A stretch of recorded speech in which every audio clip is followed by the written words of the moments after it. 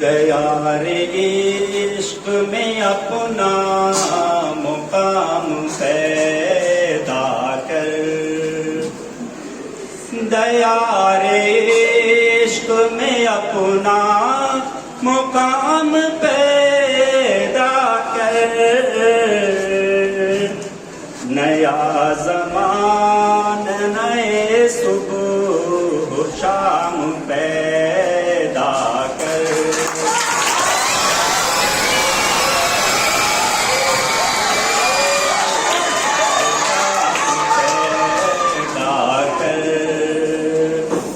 दया रे इश्क में अपना मुकाम पैदा कर।